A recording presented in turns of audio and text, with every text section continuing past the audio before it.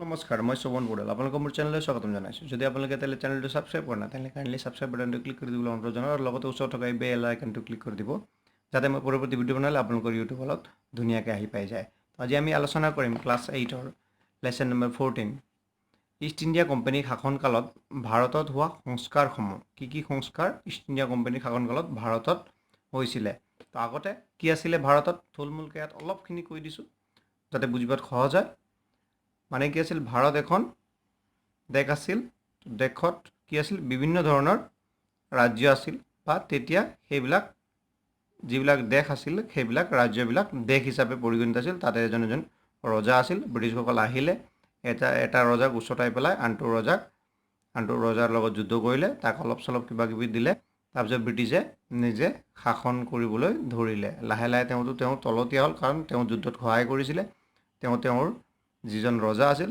তেওঁ ব্ৰিটিছৰ তলতীয়া হ'ল তেওঁৰ কথা মানিবলৈ ধৰিলে গতিকে সেই তেনেকৈ ইয়াক লগাই ইয়াক যুদ্ধ কৰিলে এনেকৈ তেওঁ ইয়াৰো ৰজা হ'ল ব্ৰিটিছসকল ইয়াৰো ৰজা হ'ল এনেকৈ কৰি থাকোঁতে এই তিনিটাক লগাই পেলাই ইয়াৰ লগত যুদ্ধ কৰায় ব্ৰিটিছৰ এজন মানুহ নমৰে আমাৰে মানুহ মৰে এইটো ৰজাৰ সেনাবিলাক মৰে এইটো ৰজাৰ সেনাবিলাক মৰে ই হাৰি যায় তাৰপিছত আকৌ এইটো ব্ৰিটিছে কণ্ট্ৰল কৰি লয় কৰোঁতে গোটেই ভাৰতবৰ্ষটো ব্ৰিটিছে তেনেকৈ নিজৰ কণ্ট্ৰলত আনিছিল তো ইয়াৰ আগত ভাৰতবৰ্ষত কেনেকুৱা নিয়ম আছিল যেনে সতীদাহ প্ৰথা সতীদাহ গিৰিয়েক যদি মৃত্যু হয় তেতিয়া ঘৈণীয়েকক জবৰদস্তিকৈ কি কৰি দিয়া হৈছিল জুইত দি দিয়া হৈছিল একেলগে জুইতে দি পেলাই জ্বলাই দিয়া হৈছিল জীয়াই জ্বলিব লাগিছিল তাৰপিছত আছিলে কন্যা সন্তান হত্যা কৰা যদি কন্যা সন্তান হয় তেতিয়া সেইবিলাক সৰুতে হত্যা কৰি দিয়াৰ ব্যৱস্থা আছিল তেনেকুৱাও আছিল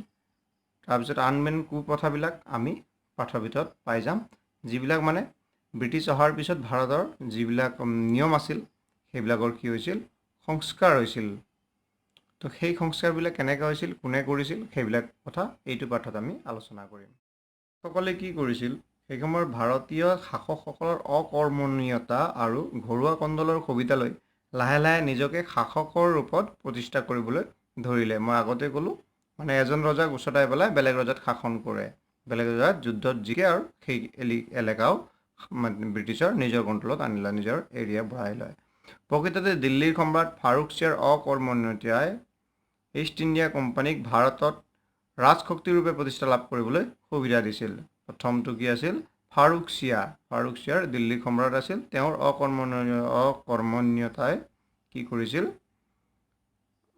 ৰাজশক্তিৰূপে ব্ৰিটিছক আগবাঢ়ি যোৱাত সহায় কৰিছিল কোৱা বাহুল্যে মানে বঢ়াই কোৱা হ'ব যে ভাৰতীয় শক্তিবৰ্গ পৰোক্ষ সন্মতি আৰু সহযোগ লাভ কৰিয়ে ইংৰাজসকল বা ৰাজনৈতিক আধিপত্য লাভ কৰিবলৈ সক্ষম হৈছিল ভাৰতত মানে ভাৰতীয় লোকৰ অকৰ্মণ্যতা আৰু পৰোক্ষ সন্মতি সেইকাৰণেই ব্ৰিটিছসকলে ভাৰতত শাসন কৰিবলৈ সুবিধা পাইছিল বা ৰাজ কৰিবলৈ সুবিধা পাইছিল ইংৰাজ ইষ্ট ইণ্ডিয়া কোম্পানীয়ে ভাৰতৰ ৰাজনৈতিক শক্তিৰূপে প্ৰতিষ্ঠা লাভ কৰাৰ সময়ত ভাৰতৰ সৰু বৰ দেশীয় ৰাজ্যবোৰ শাসন ব্যৱস্থা পৃথক আছিল তাৰোপৰি পৰম্পৰাগত আৰ্থসামাজিক ব্যৱস্থাও ইংৰাজৰ অনুকূল নাছিল সেয়ে ইংৰাজসকলে ভাৰতৰ শাসন হস্তগত কৰি অনুকূল বাতাবৰণ সৃষ্টি কৰাৰ বাবে এলানি সংস্কাৰ কাৰ্যসূচী গ্ৰহণ কৰিছিল তেওঁলোকৰ সংস্কাৰসমূহ মূলতঃ কেনেকুৱা আছিল প্ৰশাসনিক আছিল ৰাজহ আছিল শিক্ষা আছিল বিচাৰ আদিবিলাক ইংৰাজসকলে কি কৰিছিল ভাৰতৰ যিটো তেওঁলোকে দেখিছিল যে এইবিলাক সংস্কাৰৰ প্ৰয়োজনীয়তা আছে গতিকে সেইবিলাক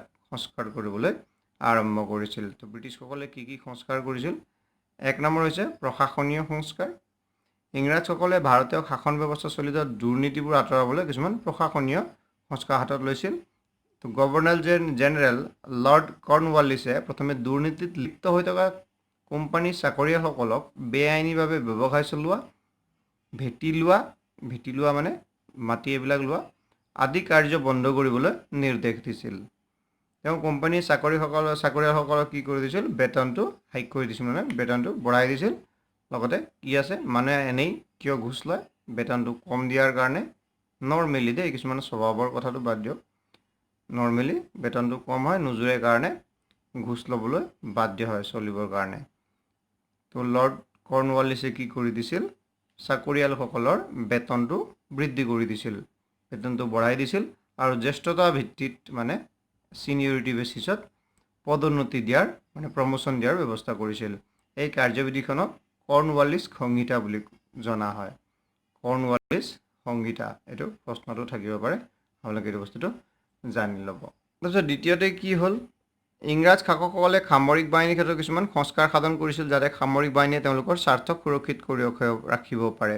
এই সেনাবিলাকৰ কি কৰি দিছিল, সিহঁতৰো সংস্কাৰ সাধন কৰিবলৈ ইংৰাজসকলে আগবাঢ়িছিল। সিহঁতে কি কৰি দিলে, সেনাবিলাকৰ যাতে যিখিনি অসুবিধা আছে সেইখিনি অসুবিধা চাই মেলি সেইখিনি দূৰ কৰাৰ কাৰণে চেষ্টা কৰিলে, যাতে তেওঁলোক মানে ইংৰাজসকলৰ সুৰক্ষাত সেনাবিলাক সষ্টম হৈ থাকিব পাৰে বা ভালকৈ মন দি পেলাই সুৰক্ষা কামত লাগিব পাৰে। সেইকাৰণে সেনাবিলাকৰো কিছুমান সংস্কাৰ ইংৰাজসকলে কি কৰিছিলে, কৰি দিছিলে। তৃতীয়তে তেওঁলোকে ভাৰতত ইংৰাজ অধিকৃত এলেকাত শান্তি শৃংখলা অটুট ৰাখিবলৈ নিৰ্দিষ্ট থানা আৰু আৰক্ষী নিযুক্তিৰ ব্যৱস্থাও কৰিছিল। তো কি কৰি দিছিল, শান্তি শৃংখলা অটুট ৰাখিবলৈ নিৰ্দিষ্ট জেগাত বিভিন্ন জেগাত থানা বনাই দিছিল আৰু আৰক্ষীবিলাক নিযুক্তিৰ ব্যৱস্থা কৰিছিল। আৰক্ষী চাকৰি খুলি পেলাই নিযুক্তি দিয়াৰ ব্যৱস্থা কৰিছিল আৰু থানা বনাই দিছিল। তাৰপিছত কি হ'ল, কৰ্ণৱালিছে ভাৰতীয় লোকক শাসনৰ উচ্চ পদত নিয়োগ কৰা নাছিল। কৰ্ণৱালিছৰ সেইটো ডিমেৰিটছ আছিল। তেওঁ কি কৰিছিল, ভাৰতীয় লোকসকলক বিশ্বাস নকৰিছিল। তেওঁ শাসনৰ ওপৰৰ যিবিলাক চাকৰি থাকে, যেনে A গ্ৰেড B গ্ৰেড যিবিলাক চাকৰি, সেইবিলাকত ভাৰতীয় লোকসকলক তেওঁ ৰখা নাছিল। একেবাৰে তলৰ গ্ৰেডৰখিনি C গ্ৰেড বা C গ্ৰেড নহয় D গ্ৰেড এইবিলাকত, 4th গ্ৰেড এইবিলাকৰ চাকৰিবিলাক ভাৰতীয় লোকসকলক তেওঁ দিয়াৰ ব্যৱস্থা কৰিছিল আৰু ভাল ভাল কামকেইটা ইংৰাজসকলৰ হাতত মাত্ৰ তেওঁ অৰ্পণ কৰিছিল। ইংৰাজ কৰ্মচাৰীৰ ওপৰতে বেছি আস্থা তেওঁ দেখাইছিল। কিন্তু পিছৰজন গভৰ্ণৰ জেনেৰেল লৰ্ড ময়ৰা বা লৰ্ড হেষ্টিঙে কি কৰিছিল, ভাৰতীয় লোকক চৰকাৰী চাকৰিত নিযুক্তি দিয়াৰ ব্যৱস্থা কৰিছিল আৰু লগতে পদোন্নতিৰ ব্যৱস্থাও তেওঁলোকে কৰিছিল। গভৰ্ণৰ জেনেৰেল লৰ্ড ডেলহাউছিয়ে ইংৰাজৰ স্বাৰ্থ বিঘ্নিত নোহোৱাকৈ স্থানীয় আইনসমূহ ইংৰাজ সাম্ৰাজ্যৰ অন্তৰ্ভুক্ত হোৱা অঞ্চলবোৰত বলবৎ কৰাৰ অনুমতি দিছিল। মানে কি কৰি দিছিল, ইংৰাজসকলৰ স্থানীয় আইনসমূহ যিবিলাক মানে কোনোবা এটা এৰিয়াৰ কাৰণে কিবা এটা আইন যদি প্ৰণয়ন কৰিবলগীয়া হয়, আইন প্ৰণয়ন কৰি দিয়াৰ ব্যৱস্থা কৰিছিল। কিন্তু সেই আইনবিলাক ইংৰাজ যিটো মূল শাসক যিটো কোম্পানী আছিল, ইষ্ট ইণ্ডিয়া কোম্পানী, সেই শাসকৰ কোনো ক্ষতি হ'ব নালাগিছিল। তেনেকুৱা যদি কিছুমান আইন সৰু সুৰা আইনবিলাক প্ৰৱৰ্তন কৰিব বিচাৰিলে কি কৰি দিছিল, সেইবিলাক খোলাকৈ ৰাখি দিছিল ডেলহাউছিয়ে। জিলাৰ মুখ্য প্ৰশাসকক অধিক ক্ষমতা দি শাসনৰ ক্ষেত্ৰত বিকেন্দ্ৰীভূত নীতি প্ৰচলন কৰা লৰ্ড ডেলহাউছিৰ শাসনৰ অন্যতম সংস্কাৰ আছিল। যিবিলাক এতিয়া শাসন আমাৰ চলি আছে, যেনে পঞ্চায়তত কি থাকে, সভাপতি থাকে, সম্পাদক থাকে আৰু অন্যান্য প্ৰতিনিধিসকল থাকে। তেখেতসকলে কি কৰে, আমাৰ যিবিলাক গাঁৱৰ যিবিলাক সৰু সুৰা কাম আছে, ধৰক ঘৰ বনোৱা, কাৰ ঘৰ লাগে, কোনখিনি ৰাস্তা মেৰামতি কৰিব লাগে, কোনখিনিত পানীৰ ব্যৱস্থা কৰি দিব লাগে, সেইখিনি গোটেইখিনি সৰু সুৰা দলং বা কমিউনিটি হল এইবিলাক ক'ত কিখিনি কেনেকৈ বনাব লাগে বা টয়লেট সেইবিলাক কি কৰে, এতিয়া পঞ্চায়তবিলাকে চায়। তেতিয়া সেই বস্তুবোৰ, সেইটো কি বুলি কোৱা হয়, আচলতে আমাৰ দেশৰ প্ৰধানমন্ত্ৰী এজন হ'ল, তেওঁ গোটেইখিনি চাব লাগে। তো গোটেইখিনি তেওঁৱে চায় আচলতে। তেওঁ চোৱাটো কি কৰিলে, নিজৰ শাসনটো কি কৰিলে, বিকেন্দ্ৰীকৰণ কৰা, এটা কেন্দ্ৰৰ পৰা শাসন কৰা আৰু ক্ষমতাৰ বিকেন্দ্ৰীকৰণ কৰা। বিকেন্দ্ৰীকৰণ মানে হ'ল কেন্দ্ৰৰ পৰা বাহিৰত কৰা, মানে সকলোখিনি কাম ইয়াতে কেন্দ্ৰত মাত্ৰ নহয় পেলাই এই বাহিৰৰ যিবিলাক এতিয়া সৰু সৰু ৰাজ্য বা জিলা ভিত্তিক বা পঞ্চায়ত ভিত্তিক কামবিলাক কৰিব পৰা সুবিধা দিয়াটোকে ক্ষমতাৰ বিকেন্দ্ৰীকৰণ বুলি কোৱা হয়। তো বিকেন্দ্ৰীভূত নীতি প্ৰচলন কোনে কৰিছিল, লৰ্ড ডেলহাউছিয়ে তেওঁ বিকেন্দ্ৰীকৰণ নীতিটো প্ৰথমে তেওঁ আনিছিল। ইংৰাজসকলৰ শাসনৰ সময়ত বিচাৰ ব্যৱস্থাটো কি আছিল, কিছুমান সাল সলনি, বিচাৰ ব্যৱস্থাটো আছিল, তাৰে কিছুমান সাল সলনি কৰা হৈছিল। তো পূৰ্বৱৰ্তী ভাৰতীয় সাম্ৰাজ্যবোৰত বিভিন্ন ঠাইত ভিন ভিন আইন কানুন চলিছিল। তাৰ বদলাত কি কৰি দিছিল, ইংৰাজসকলে গোটেই ভাৰত জুৰি এটাই আইন, মানে এটাই নীতি নিয়মটো চলোৱাৰ ব্যৱস্থাটো কৰিছিল। আমি যিখিনি এতিয়ালৈকে পাই আছোঁ, এতিয়া যিখিনি আমাৰ সংবিধানে আমাক যিখিনি অধিকাৰ দি আছে বা আমি যিখিনি জানি আছোঁ, সেইখিনি মেক্সিমাম যিবিলাক আছে, আটাইতকৈ মানে বেছিভাগেই কি আছে, ব্ৰিটিছসকলৰ অৱদান আছে। ব্ৰিটিছসকলে সংস্কাৰ কৰি থৈ দিয়া বিষয়সমূহে আমি এতিয়াও উপভোগ কৰি আছোঁ। যেনে পুলিচৰ এতিয়া প্ৰশাসনৰ ব্যৱস্থাটো যিটো ক'লে, তাতে পুলিচ থানাৰ কথা ক'লে, সেইখিনিও ইংৰাজসকলৰে পৰা আৰম্ভ হৈছিল। তাৰপিছত ক্ষমতা বিকেন্দ্ৰীকৰণ, সেইটোও ইংৰাজসকলৰ পৰাই আৰম্ভ হৈছিল। গোটেই এটা দেশত এটা নিয়ম আইন কানুন, সেইটো ইংৰাজসকলৰ পৰাই আৰম্ভ হৈছিল। গতিকে ইংৰাজসকলে কি কৰিছিল, বহুতো সংস্কাৰ কৰিছিল, যিবিলাক আমি নুই কৰিব নোৱাৰোঁ। ইয়াৰ পিছত আহিছে ৰাজহ সংস্কাৰ। ৰাজহ সংস্কাৰত আমি জানিব লাগিব প্ৰথমে কি ব্যৱস্থা আছিল। এটা ৰজাৰ ঘৰত বা ৰজাৰ চিপাহী ৰূপে কি কৰি দিব লাগিছিল, লোকসকলে তেওঁৰ ঘৰত বা তেওঁৰ কামবিলাক কৰি দিব লাগিছিল ঘৰত গৈ পেলাই।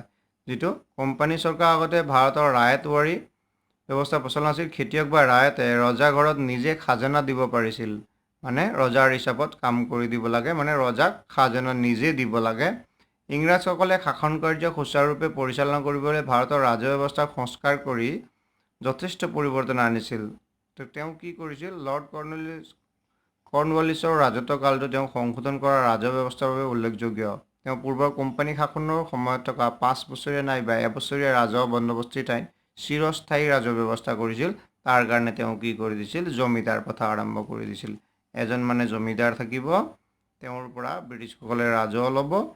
তো জমিদাৰে কি কৰিব, খেতিয়কসকলৰ পৰা ৰাজহ ল'ব আৰু ব্ৰিটিছসকলক দি দিব। মানে ব্ৰিটিছসকলে যিটো কোম্পানী চৰকাৰে কি নকৰিছিল, এজন মানুহৰ তাত গৈ পেলাই ৰাজহ সংগ্ৰহ কৰা ব্যৱস্থাটো বন্ধ কৰি দিছিল। তাৰ পৰিৱৰ্তে চিৰস্থায়ী বন্দোবস্ত অনুসৰি জমিদাৰসকলক মাটি ভোগ কৰাৰ সুবিধা দিছিল। মানে ব্ৰিটিছসকলে কি কৰিছিল, জমিদাৰসকলকহে জানিছিল, তোমালোকে এইখিনি সময়ত আমাক ইমানখিনি ৰাজহ দিব লাগে, তাৰ বাবদ তোমালোকে যিখিনি কাম কৰিব লাগে, যিটো ব্যৱস্থা ল'ব লাগে, খেতিয়কৰ পৰা যিমান টকা বা পইচা বা ৰাজহ ল'বা, সেইটো তোমালোকৰ কথা এৰি দিছিল। এই ব্যৱস্থাই জমিদাৰ শ্ৰেণীক শক্তিশালী কৰিছিল, যদিও কৃষকসকলে যথেষ্ট পৰিমাণৰ দুৰ্ভোগ ভুগিবলগীয়া হৈছিল। তো কৃষকসকলে দুৰ্ভোগটো ভুগিবই লাগিব, কাৰণ কি আছে, ডাইৰেক্ট যদি তলৰ পৰা ওপৰলৈ যোৱা হ'লে এই কৃষকে যদি 500 টকা এক বছৰত যদি দি দিয়ে, 500 টকা যদি নিদিছিল, 500 টকা বহুত কথা হয়, কিন্তু যদি আমি ধৰি লৈছোঁ 500 টকা যদি এক বছৰৰ কাৰণে ডাইৰেক্ট ব্ৰিটিছসকলক দিছিলে, তেতিয়া এই জমিদাৰী ছিষ্টেম অহাৰ পিছত কি হ'ল, জমিদাৰেতো কিবা এটা খাব, ব্ৰিটিছসকলেতো 500 টকা পাই আছিলে ইমান দিন, সিহঁতকতো 500 টকা লাগিবই। তো ব্ৰিটিছসকলে কি কৰিছিল, খালি সিহঁতৰ ঘৰে ঘৰে নগৈ পেলাই এজন মানুহক জমিদাৰ বনাই দিছিল আৰু তেওঁ গোটেইখিনি চাব। গোটেইখিনি মাটিটো তেওঁকে দিয়া আছিল বন্দোবস্ত হিচাপে, তুমি আমাক ইমানখিনি দিব লাগিব, তুমি খেতিয়কৰ পৰা যিমান খেতিয়ক ৰাখিব পাৰা, যিমান খেতিয়কৰ পৰা যিমান ল'ব পাৰা, এইটো তোমাৰ কথা। তেনেকৈ সেইটো বন্দোবস্তত চিৰস্থায়ী মানে সদায়ৰ কাৰণে জমিদাৰৰ তলত মাটিখিনি দিয়া হৈছিল, জমিদাৰকহে অৰ্পণ কৰা হৈছিল আচলতে। তো জমিদাৰসকলে কি কৰিছিল, এই খেতিয়কসকলৰ পৰা 500 জেগাত জমিদাৰসকলেতো কিবা এটা খাব লাগিব ব্ৰিটিছক দিয়াৰ আগতে, গতিকে মাজত দালাল হিচাপে জমিদাৰসকলে কি কৰিছিল, ধৰি লোৱা 700 টকামান কৃষকৰ পৰা ল'লে, 200 টকা নিজে ৰাখিলে, 500 টকা ব্ৰিটিছক দিলে। মাজতে তেওঁ জমিদাৰসকলে মানে 200 টকাটো মাজতে খাই দিলে। তো ফাইনেলি কোন ফচিলে, কৃষকসকল ফচিলে। 500 টকাৰ হোৱা কামটো এতিয়া 700 টকা দিব লাগিছিলে সেইখিনি কামৰ কাৰণে, সেইখিনি মাটিৰ কাৰণেও। তাৰপিছত কি হ'ল, এতিয়া কৃষকসকলে দুৰ্ভোগ ভুগিবলগীয়া হ'ল। গভৰ্ণৰ জেনেৰেল লৰ্ড হেষ্টিঙত ৰাজহ বিভাগ আন এক যুগান্তকাৰী সংস্কাৰ হৈছিল। তো এইটো আমি চাম, প্ৰথমে এইটো জানি থোৱাটো আমি চাব লাগিব, এইটোৰ পৰা প্ৰশ্ন নাহে, এইটো আগতে কৈ দিছিলোঁ, এতিয়াও কৈছোঁ, এইটো ভিডিঅ'ত প্ৰশ্ন নাহে, কিন্তু এইটো অতি জানিবলগীয়া বস্তু হয়। তো 1793 খ্ৰীষ্টাব্দত বংগদেশ, বিহাৰ আৰু উৰিষ্যাত প্ৰথমে চিৰস্থায়ী বন্দোবস্তৰ সূচনা হৈছিল। প্ৰথমে চিৰস্থায়ী বন্দোবস্তৰ সূচনা ক'ত হৈছিল এইটো জানিব লাগে। বংগদেশ, বিহাৰ, উৰিষ্যা এইবিলাকত প্ৰথমে চিৰস্থায়ী বন্দোবস্তৰ মানে সূচনা হৈছিল। 1826 খ্ৰীষ্টাব্দৰ শেষৰ ফালে গোৱালপাৰা আৰু চিলেট জিলাত চিৰস্থায়ী বন্দোবস্তৰ ব্যৱস্থা আৰম্ভ হৈছিল অসমত। মানে 1826ত শেষৰ ফালে মানে চিলেট আৰু গোৱালপাৰাত চিৰস্থায়ী বন্দোবস্তৰ যিটো জমিদাৰী ছিষ্টেমটো, সেইটো আৰম্ভ হৈছিল। ব্ৰিটিছসকলৰ সংস্কাৰৰ ভিতৰত আৰু এটা ডাঙৰ সংস্কাৰ আছিল, যিটো বৰ্তমানলৈকেও চলি আছে, সেইটো হ'ল খেতিয়কসকলে কি পাইছিল, তেতিয়া হেষ্টিঙৰ দিনত মাটিৰ পট্টা দিয়া হৈছিল খেতিয়কসকলক। ধৰক এইখিনি মাটি এতিয়া আপোনাৰ, আগতে কি আছিল, মাটিখিনি ব্ৰিটিছৰ তলত আছিল বা ৰজাৰ তলত আছিল, মাটিৰ পাট্টাটো মানে মাটিৰ মালিকী স্বত্ব যিবিলাক খেতিয়কক দিয়া হোৱা নাছিল।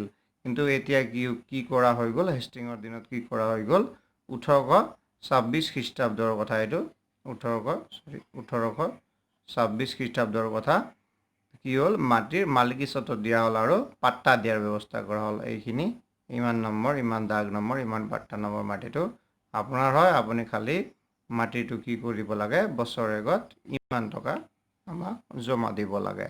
আপুনি খেতি কৰক বা নকৰক, যিকোনো খেতি কৰক, যি কৰক, আপুনি ইমান টকা দিবই লাগিব। সেইটো পাট্টা দিয়াৰ ব্যৱস্থা কৰা হৈছিল আৰু মাটিৰ খাজনাটো খেতিয়কসকলে কোম্পানীক বুজাই দিব লাগিছিল। তাৰপিছত আছে শিক্ষাৰ সংস্কাৰ। পূৰ্বতে ভাৰতীয় শিক্ষা আছিল মূলতঃ ধৰ্মমূলক। তো সংস্কৃত, পাৰ্চী, আৰবী আদি ভাষাৰ জ্ঞান দিয়াটোৱে আছিল সেইকালৰ শিক্ষা প্ৰণালীৰ বৈশিষ্ট্য। শিক্ষাৰ্থীসকলে হিন্দু হ'লে টুল বা গুৰুকুলত আৰু মুছলমান হ'লে মাদ্ৰাছা বা মুক্তাবত শিক্ষা গ্ৰহণ কৰিছিল। ভাৰতৰ শিক্ষা সংস্কাৰৰ বাবে ইংৰাজ কোম্পানীয়ে যি ব্যৱস্থা হাতত লৈছিল সেইটো হ'ল, ইংৰাজসকলে ভাৰতীয় শিক্ষা ব্যৱস্থাত কেনেকৈ পৰিৱৰ্তন আনিছিল।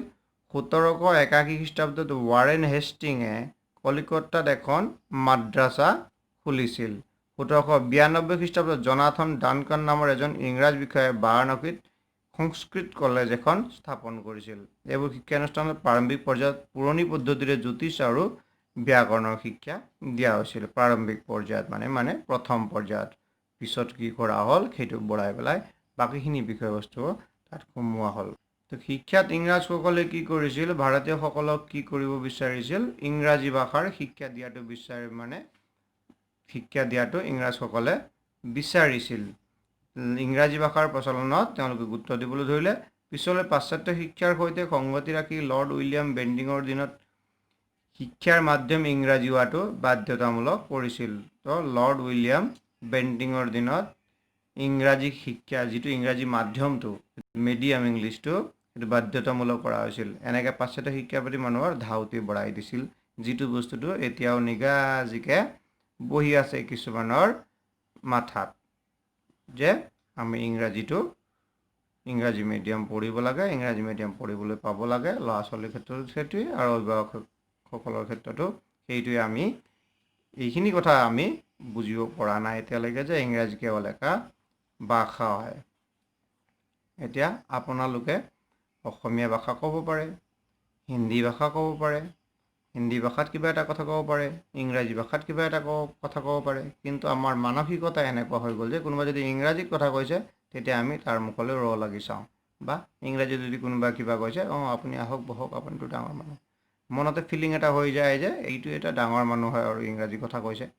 গতিকে সেই তেনেকুৱা ফিলিংটো আমাৰ আহি যায়। সেইটো কোনে বনাই দিছে, আমাৰ যিবিলাক ছিনিয়ৰ মানে মা দেউতা ককা, সেইবিলাকে কি কৰি দিলে, সেইটো আমাৰ বহাই থৈ দিলে যে ইংৰাজীটো মূল বস্তু, ইংৰাজী জনা মানে আটাইতকৈ বেছি জনা। আৰু চৰকাৰী ফালৰ পৰাও ঠিক একেই ব্যৱস্থা কৰা হৈছে। অলপ ডাঙৰ যদি ছুপেৰিয়ৰ অফিচাৰ হয়, তেওঁ কি কৰি দিয়ে, ইংৰাজী ভাষাত কথা কৈ দিয়ে। ইংৰাজী ভাষাত কথা ক'লে কি হ'ব, তেওঁ নিজকে ডাঙৰ বুলি ফিল কৰিব। ইংৰাজী ভাষা তেওঁলোকে হেৰি মিডিয়ামত পঢ়ি আহিছে, সেইটোৱে মিডিয়ামটো ব্যৱহাৰ কৰিলে যেতিয়া ডাঙৰ হ'ব, সেইটোৱে মিডিয়াম ব্যৱহাৰ কৰিব। আমাৰতো সেইটো মানসিকতা সোমাই গৈছে। আচলতে কিন্তু ভাষা কেৱল এটা ভাষা হয়। গতিকে এইটো কথালৈ আমি নাযাওঁ, আমি পাঠলৈ আহোঁ। ইংৰাজ গৱৰ্ণৰসকলৰ সংস্কাৰসমূহে ভাৰতীয় সমাজ আৰু অৰ্থনীতিত যথেষ্ট প্ৰভাৱ পেলাইছিল। ইংৰাজসকলে তেওঁলোকৰ সংস্কাৰসমূহৰ জৰিয়তে ভাৰতত তেওঁলোকৰ ৰাজনৈতিক ক্ষমতা বৃদ্ধি কৰাৰ লগে লগে অৰ্থনৈতিক আৰু সামাজিক ক্ষেত্ৰতো বহুতো পৰিৱৰ্তন আনিছিল।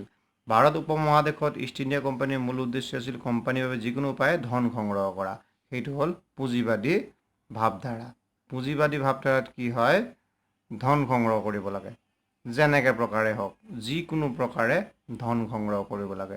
যদি ধন সংগ্ৰহ কৰিব নোৱাৰে, তো কি কৰি দিয়ে, যিটো ৰাজত্ব কৰি আছে, যি চৰকাৰে বা যি ৰজাই ৰাজত্ব কৰি আছে, তেওঁ কি কৰি দিয়ে, যদি ৰাজহুৱা বস্তু থাকে, যদি লছ হৈ যায়, তেতিয়া কি কৰি দিয়ে, বেচি দিয়ে। তো পুঁজিবাদীসকলৰ হাতত বেচি দিয়ে। এইটো পুঁজিবাদী নীতি বুলি কোৱা হয়। মানে য'ত লাভ আছে তাতে হাত দিব, য'ত লাভ নাই সেইখিনি বস্তু এৰি দিয়ে। ইংৰাজসকল আছিল পুঁজিবাদী জাতি। গতিকে নিজৰ লাভৰ প্ৰতি লক্ষ্য ৰাখি তেওঁলোকে পৰম্পৰাগত ভাৰতীয় অৰ্থনৈতিক গাঁথনি ভাঙি আধুনিক শিল্প বাণিজ্যৰ প্ৰসাৰ ঘটায়। ইয়াতে ভাৰতীয় কুটিৰ শিল্পৰ যথেষ্ট ক্ষতি হৈছিল। কি হৈছে এতিয়া লকডাউনৰ ক্ষেত্ৰতো আপোনালোকে ধৰিব পাৰে কি হৈ গ'ল আটাইতকৈ ডাঙৰ ডাঙৰ কোম্পানীবিলাকতো কোনো ক্ষতি হোৱা নাই। সেইবিলাক কোম্পানীবিলাক এনে এষ্টাব্লিছ হৈ আছে। অলপ দিন পিছতো আমি সেইটোৱে বস্তু বিচাৰোঁ, কিবা ব্ৰাণ্ড বিচাৰোঁ। সেইখিনি মানুহে অলপ দাম বঢ়াই দিলেও সেই মানুহখিনিৰ সেই ব্ৰাণ্ডৰ বস্তুখিনি কিনিব।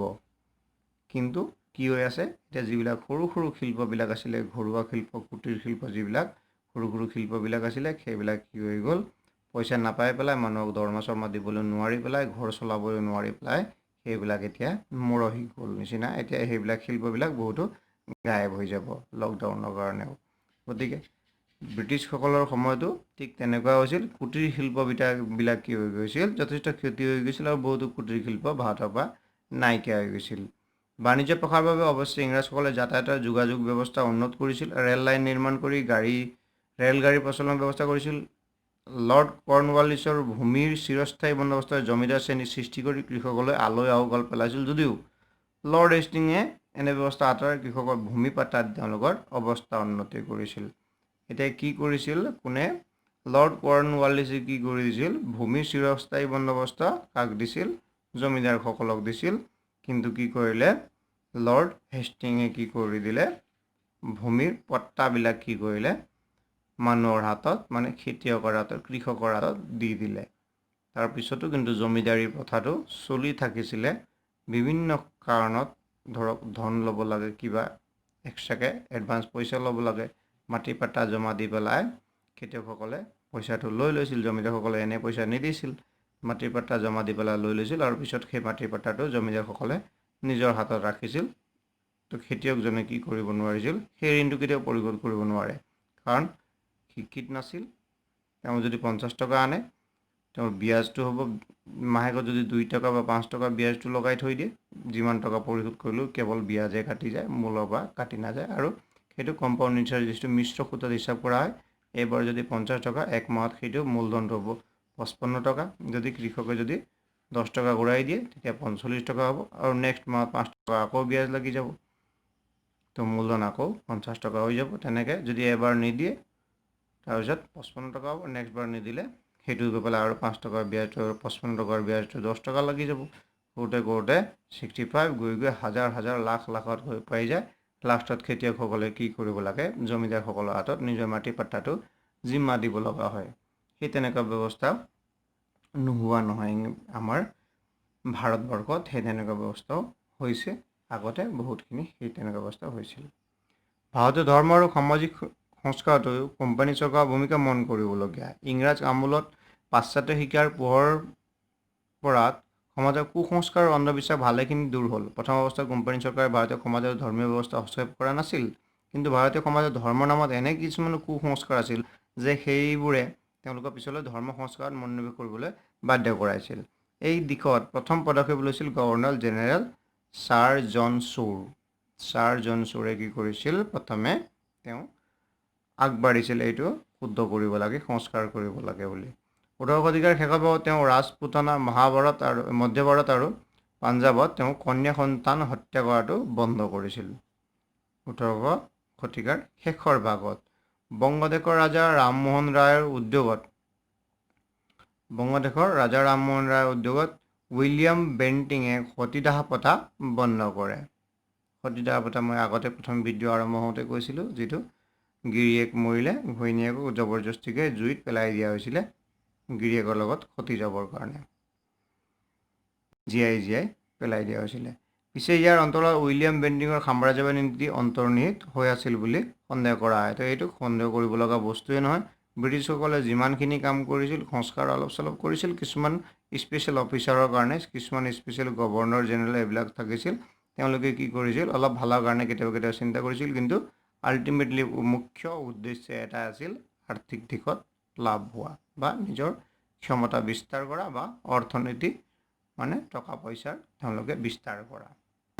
ইংৰাজসকলে সেইবিলাক কুসংস্কাৰবিলাক যেতিয়া শুধৰাইছিল, সেই শুধৰোৱাৰ সময়ত ভাৰতৰ কি হৈছিল? ব্ৰাহ্ম সমাজ নামৰ এখন সমাজৰ গঠন হৈছিল। ব্ৰাহ্ম সমাজৰ দীক্ষা দি হিন্দু ধৰ্মৰে ভিতৰুৱা কৰি, এই হিন্দু ধৰ্মৰ যিবিলাক মানুহসকল ইংৰাজী শিক্ষা লৈ পেলাই বা বেলেগ কিছুমান কাৰণত বেলেগ ধৰ্মলৈ পৰিৱৰ্তন হৈ গৈছিল, খ্ৰীষ্টান ধৰ্মলৈ পৰিৱৰ্তন হৈ গৈছিল। তো ব্ৰাহ্ম সমাজ ৰাজা ৰামমোহন ৰায়ে সৃষ্টি কৰিছিল। তেওঁ কি কৰিছিল?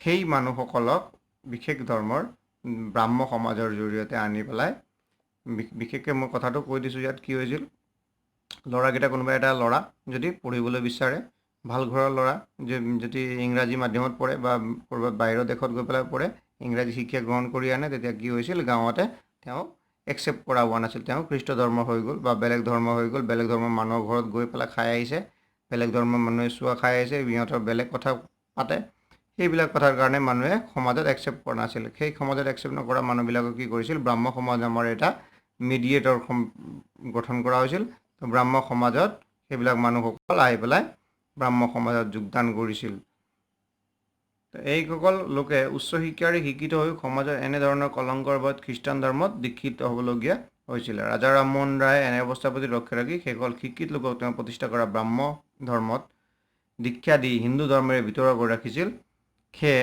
ভাৰতবাসী ৰাজা ৰামমোহন ৰায়ৰ ওপৰত চিৰকৃতজ্ঞ ব্ৰাহ্ম সমাজৰ আন দুখন উল্লেখযোগ্য নেতা আছিল অক্ষয় কুমাৰ দত্ত আৰু কেশৱ চন্দ্ৰ সেন তেওঁলোকে সমাজত বৈপ্লৱিক সংস্কাৰ কিছুমান কৰি থৈ গৈছিল ইয়াৰ লগতে আৰু আছে প্ৰাৰ্থনা সমাজ একেলগে মহাৰাষ্ট্ৰৰ মহাদেৱ গোবিন্দ ৰানাদেই 1867 খ্ৰীষ্টাব্দত প্ৰাৰ্থনা সমাজ প্ৰতিষ্ঠা কৰিছিল এয়া ব্ৰাহ্ম সমাজৰ আৰু ব্ৰাহ্ম আন্দোলনৰে আন এটা ৰূপ আছিল ৰানাদেৰ অনুগামীসকলে হিন্দু ধৰ্মৰ পৰা ফালৰি কাটি অহা নাছিল কিন্তু তেওঁলোকৰ সমাজ সংস্কাৰ আন্দোলনে ব্ৰাহ্ম সমাজকো চেৰ পেলাইছিল তেওঁলোকে কাৰ্যসূচী আছিল নিৰক্ষৰ লোকৰ মাজত শিক্ষাৰ ধাউতি বঢ়োৱা এইটো মুখ্য কথা যিটো আছিল অনাথ আশ্ৰম পতা অনুন্নত জাতিবোৰ সামাজিক আৰু অৰ্থনৈতিক উন্নতিৰ বাবে চেষ্টা চলোৱা যিটো এতিয়াও চলি আছে চৰকাৰৰ থ্ৰুদি হওক বা বেলেগ বেলেগ NGO বা বিভিন্ন সংগঠনৰ থ্ৰুদি হওক ইয়াৰ পিছত আছে আৰ্য সমাজ 1875 খ্ৰীষ্টাব্দত পাঞ্জাৱত স্থাপিত হোৱা আৰ্য সমাজ ইয়াৰ প্ৰতিষ্ঠাপক আছিল স্বামী দয়ানন্দ সৰস্বতী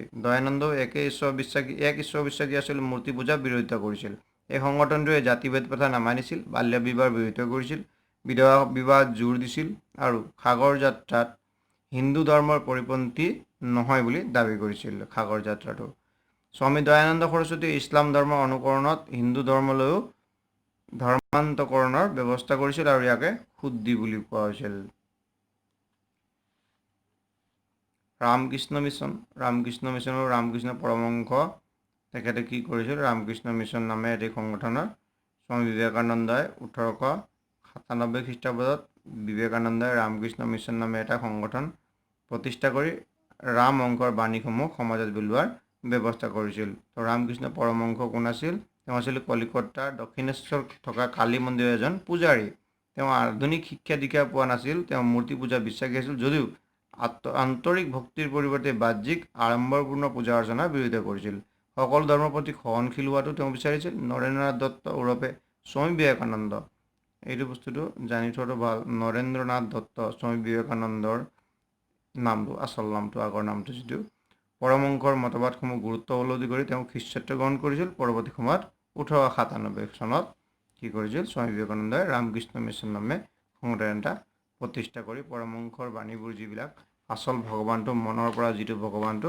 সেইটো পূজা কৰাত জোৰ দিব লাগে বাহ্যিক যিবিলাক ভগৱান বুলি যিবিলাক মূৰ্তি চূৰ্তি বনাই পেলাই যিটো পূজা কৰে সেইটোত বেছিকৈ জোৰ দিব নালাগে বুলি ৰামকৃষ্ণ মিছনে সেইটো কথাই কৈছিল আলিগড় আন্দোলন সেইবিলাকো ইয়াতো আছে আলিগড় ভাৰতীয় মুছলমানসকলৰ মাজত পুনৰ জাগৰণ পোহৰ বিলোৱা কাৰ্যসূচীৰ কেন্দ্ৰভূমি আছিল আলিগড় চহৰ সেয়াক আলিগড় আন্দোলন বুলি কোৱা হয় আলিগড় আন্দোলনত কি কৰা হৈছিল পাশ্চাত্য শিক্ষাৰ পোহৰে ইছলাম ধৰ্মী লোকসকলক অনুপ্ৰাণিত কৰিছিল উত্তৰ ভাৰতৰ ছাৰ সৈয়দ আহমদ খান নৱাব আব্দুল লতিফ আৰু সৈয়দ আমিৰ আলীয়ে মুছলমান সম্প্ৰদায়ক ইংৰাজী ভাষা আৰু নতুন ভাৱধাৰাৰ প্ৰতি আগ্ৰহান্বিত কৰি তোলে 1877 চনত ছাৰ সৈয়দ আহমেদ খানৰ প্ৰতিষ্ঠাত আলিগড়ৰ মুছলমান ছাত্ৰ ছাত্ৰীসকলৰ বাবে এংলো অৰিয়েণ্টেল কলেজ নামৰ এখন কলেজ স্থাপন কৰিছিল ইয়াত বিজ্ঞানিক শিক্ষাৰ ওপৰতো গুৰুত্ব দিছিল এইখনে পিছলৈ আলিগড় বিশ্ববিদ্যালয় হৈ গৈ লাহে লাহে মুছলমানসকলৰ মাজত সমাজ আৰু ধৰ্ম সংস্কাৰৰ মনোভাৱ গা কৰি উঠে ছাৰ সৈয়দ আহমদ খানে তেওঁলোকক সমাজৰ প্ৰচলিত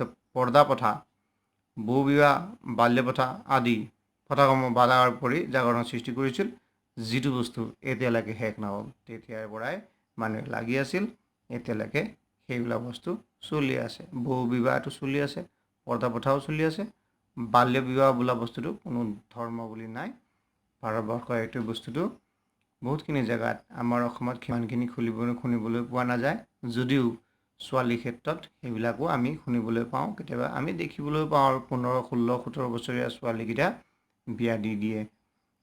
সেইবিলাক আচলতে নীতি বিৰুদ্ধ হয়। তো সেইবিলাকৰ কাৰণে কেতিয়াৰ পৰা আমি চাব লাগিব, এইটো চাওক 1877 চনৰ পৰাই তেতিয়াৰ পৰাই মানুহে লাগি আছে, যদিও এতিয়ালৈকে সম্পূৰ্ণ আমাৰ কাৰণে মানে ৰাইজৰ কাৰণে সম্পূৰ্ণকৈ সফল হ'ব পৰা নাই। শেষত আছে উল্লেখযোগ্য যে এই অনুষ্ঠানসমূহৰ উপৰিও সেই সময়ত ব্যক্তিগতভাৱে কিছুমান লোকে সমাজ সংস্কাৰত নামিছিল। তেওঁলোকৰ ভিতৰত ঈশ্বৰচন্দ্ৰ বিদ্যাসাগৰ নাম উল্লেখযোগ্য। বংগদেশৰ ঈশ্বৰচন্দ্ৰ বিদ্যাসাগৰে স্ত্ৰী শিক্ষাৰ প্ৰসাৰৰ বাবে সমাজখনক জগাই তুলিবলৈ যথেষ্ট চেষ্টা কৰিছিল। ইয়াৰ ফলত 19 শতিকাৰ মাজভাগত বহুতো মহিলাই ঘৰতেই শিক্ষা গ্ৰহণ কৰাৰ ব্যৱস্থা কৰিছিল। ইয়াৰ ভিতৰত কলিকতাৰ ৰাজসুন্দৰী দেৱীয়ে শিক্ষা গ্ৰহণত বিশেষ আগ্ৰহ দেখাইছিল। তেওঁ আমাৰ জীৱন নামেৰে বঙলা ভাষাত এখন আত্মজীৱনীমূলক পুথি লিখি উলিয়াইছিল। এইখনেই আছিল প্ৰথম ভাৰতীয় মহিলাৰ আত্মজীৱনীমূলক গ্ৰন্থ। আমাৰ জীৱন নামৰ আত্মজীৱনী কলিকতাৰ ৰাজসুন্দৰী দেৱীয়ে লিখিছিল, ভাৰতৰ প্ৰথম মহিলাৰ আত্মজীৱনীমূলক গ্ৰন্থ। ঈশ্বৰচন্দ্ৰ বিদ্যাসাগৰে বিধৱাসকলৰ পুনৰ্বিবাহৰ ওপৰত যথেষ্ট গুৰুত্ব দিছিল আৰু নিজেও তেওঁৰ পুত্ৰৰ লগত এগৰাকী বিধৱা মহিলাক বিবাহ কৰাই সমাজৰ দৃষ্টান্ত দাঙি ধৰিছিল। আচলতে আমাৰ যিবিলাক নেতাসকল বা যিবিলাক মানুহে ভাষণ দিয়ে, সেই ভাষণ দিয়া মানুহসকলে কি কৰে, বেলেগৰ কাৰণে ভাষণ দিয়ে, নিজে সেইবিলাক এপ্লাই নকৰে। কিন্তু ঈশ্বৰচন্দ্ৰ বিদ্যাসাগৰে কি কৰিছিল, নিজৰ ল'ৰাকে এজনী বিধৱাৰ লগত বিয়া কৰাই সমাজত এটা দৃষ্টান্ত দাঙি ধৰিছিল। এইদৰে ভাৰতে এখন নৱজাগৰণৰ অভ্যুদয় হৈছিল। ভাৰতৰ শাসন ব্যৱস্থা, সমাজ আৰু অৰ্থনৈতিক সংস্কাৰত ইষ্ট ইণ্ডিয়া কোম্পানীয়েও যথেষ্ট অৰিহণা যোগাইছিল। ফলত ভাৰতবৰ্ষীয় আধুনিকতাৰ জগতলৈ ক্ৰমান্বয়ে ধাৱমান হৈছিল। আমি কি জানিব লাগিব যে আমি যিখিনি এতিয়া ভোগ কৰি আছোঁ, যিখিনি এতিয়া স্বাধীনতা ভোগ কৰি আছোঁ, বা যিখিনি আমি সুবিধা ভোগ কৰি আছোঁ, বা যিখিনি আমি সংস্কাৰ এতিয়া আমি আছোঁ, তাৰে প্ৰায় 80% মানটো ইষ্ট ইণ্ডিয়া কোম্পানীৰ অৱদান হয়। আমাৰ যিবিলাক সংস্কাৰ আছে, ইষ্ট ইণ্ডিয়া কোম্পানীৰ প্ৰত্যক্ষ অৱদান নহ'লেও সেইটো সময়ৰে আমাৰ যিবিলাক ভাৰতীয় লোকসকল সচেতন ব্যক্তিসকল আছিল, সেই ব্যক্তিসকলে তেতিয়াৰ পৰাই মানে সেইবিলাক সংস্কাৰৰ কাৰণে লাগিছিল। যদিও সেইবিলাক সংস্কাৰ এক সতীদাহ প্ৰথা, সেইটো এতিয়া প্ৰায় শুনিবলৈ পোৱা নাযায়, এইটো নাথাকে, এইটো গায়বেই হ'ল, এইটো শেষেই হ'ল। কিন্তু বাকীখিনি যিবিলাক প্ৰথা আছে, সেইবিলাক প্ৰথা প্ৰায় সম্পূৰ্ণকৈ 100% ক্লিয়াৰটো প্ৰায় হোৱা নাই। গতিকে এতিয়াও সেইবিলাক সংস্কাৰ যথেষ্ট প্ৰয়োজন আছে। এতিয়া আমি প্ৰশ্ন উত্তৰ আলোচনা কৰিম। 1 নম্বৰ প্ৰশ্ন চাওঁ। 1 নম্বৰ ক, লৰ্ড কৰ্ণৱালিছৰ কাৰ্যবিধিখনক কি বুলি জনা যায়? তো লৰ্ড কৰ্ণৱালিছৰ কাৰ্যবিধিখনত আমি পাইছিলোঁ প্ৰথম পাততে আছে কৰ্ণৱালিছ সংহিতা বুলি যিটো আছে, সেইটো লৰ্ড কৰ্ণৱালিছৰ কাৰ্যবিধিখনক সেইটো বুলি জনা হয়। ভাৰতৰ চিৰস্থায়ী বন্দোবস্ত কোনে প্ৰৱৰ্তন কৰিছিল? সেইটো লৰ্ড কৰ্ণৱালিছে কৰিছিল। চিৰস্থায়ী বন্দোবস্তটো প্ৰথমে লৰ্ড কৰ্ণৱালিছে কৰিছিল। কোনজন গভৰ্ণৰ জেনেৰেলে ভাৰতত মাটিৰ পট্টা দিয়াৰ ব্যৱস্থা প্ৰৱৰ্তন কৰিছিল? তো মাটিৰ পট্টা দিয়াৰ কোনে ব্যৱস্থা কৰিছিল? লৰ্ড হেষ্টিংছে কৰিছিল। লৰ্ড হেষ্টিংছ, এইটো কিতাপতে আছে, আপোনালোকে চাব পাৰিব। লৰ্ড হেষ্টিংছে মাটিৰ পট্টা দিয়া, খেতিয়কসকলৰ ডাইৰেক্ট মাটিৰ পট্টা দিয়াৰ ব্যৱস্থা কৰিছিল। শিক্ষা সম্পৰ্কত চাৰ্লছ উডৰ প্ৰেৰণ পত্ৰ কোনজন ইংৰাজ গভৰ্ণৰ জেনেৰেলে প্ৰস্তুত কৰিছিল? সেইটো আছিল লৰ্ড ডেলহাউছিয়ে। লৰ্ড ডেলহাউছিয়ে কি কৰিছিল, এই যিটো উডৰ যিটো ঘোষণাপত্ৰ, সেই ঘোষণাপত্ৰটো কি কৰিছিল, তেওঁ ৰূপৰেখা তৈয়াৰ কৰি দিছিল। উডৰ ঘোষণাপত্ৰৰ ৰূপৰেখাটো লৰ্ড ডেলহাউছিয়ে তৈয়াৰ কৰি দিছিল। ভাৰতৰ প্ৰথম মহিলাৰ আত্মজীৱনীখন কোনে লিখিছিল? আমি পাইছিলোঁ কলিকতাৰ ৰাজসুন্দৰী